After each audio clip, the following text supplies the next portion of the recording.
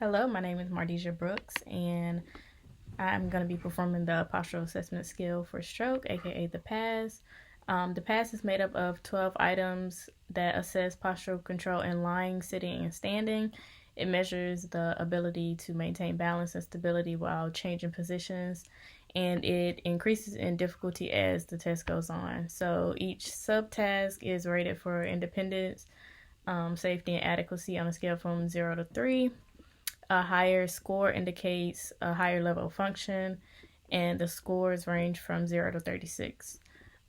This test, I would use this test over the mini BEST or the Berg Balance test because it is great for stroke patients in the acute stages up to about 3 months. It can discriminate between patients with right and left brain damage.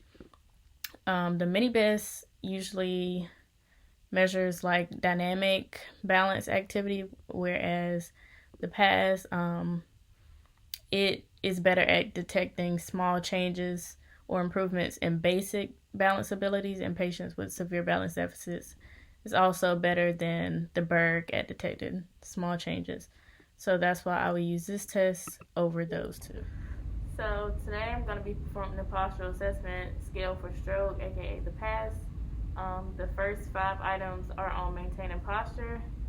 So the first item is sitting without support. So I'm going to be here to guard my patient in case she needs it.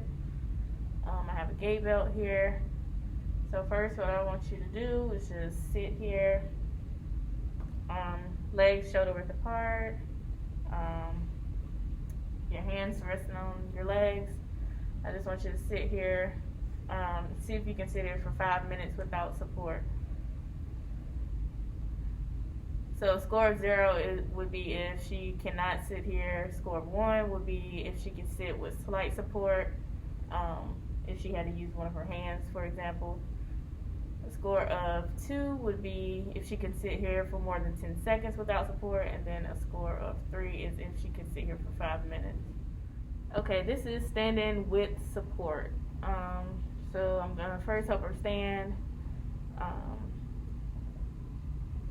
So I'm gonna, to guard here, this is her hemiparetic side. So I'm gonna block her knee here and help her stand. You ready? Mm-hmm. Alright.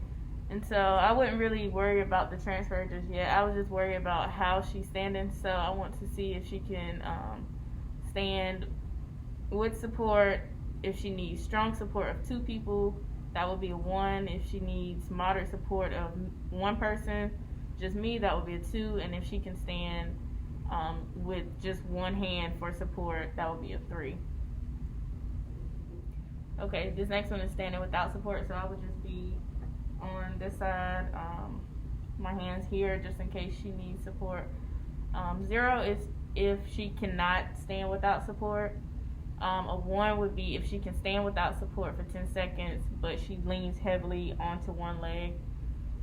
2 would be if she can stand without support for 1 minute or stand slightly asymmetrical. And a 3 would be if she can stand without support for more than 1 minute. And at the same time, she would be performing arm movements over her head. So you can take your arms out. Now I want you to try to move your arms over your head. Just go straight up. Yep. For this next task, I'm going to have her standing on her non-paretic leg. So what I want you to do is open your feet a little bit. Yep, about shoulder width apart. Now I want you to stand on your left leg, just your left leg. So lift your right leg up. Good. And I want you to hold this for 10 seconds.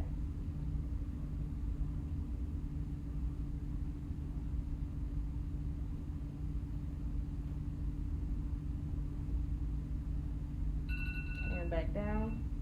And now, okay, now I want you to stand on your right leg, the paretic leg. I'm gonna block here with my knee just in case her knee starts to buckle.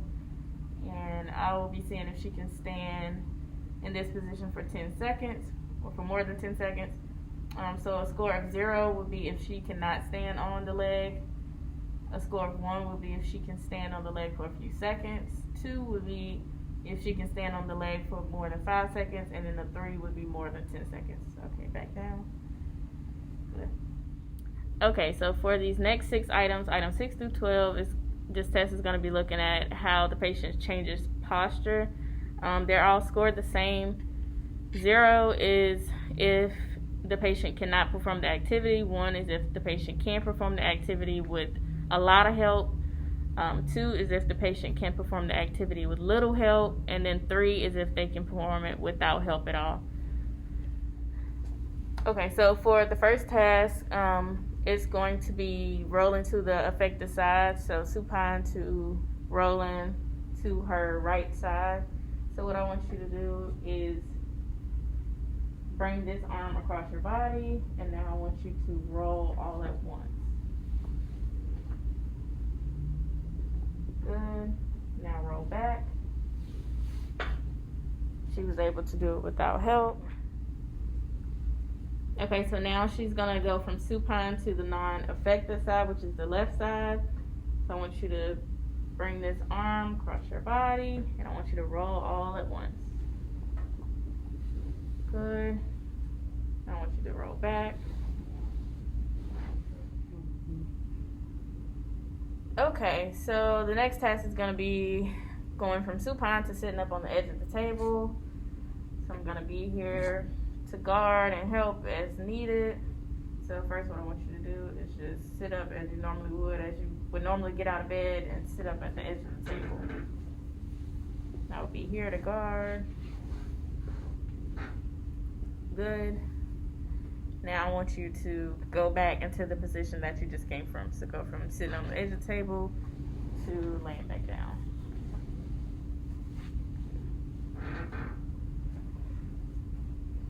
Alright. Okay, so the last 3 tasks are a sit to stand, stand to sit, and then standing and picking up a pencil from the floor. So for the sit to stand, I would be mainly blocking the right side because since it's hemiparetic, it's probably going to be some knee buckling. So I'm going to guard here. Now for what I want you to do is just stand up as you normally would. And I will guard, hold on to the gait belt as needed. Then I want you to sit back down. Good. And now I want you to stand one more time. And I want you to pick up that pencil from the floor. Good. And you can sit back down. Good.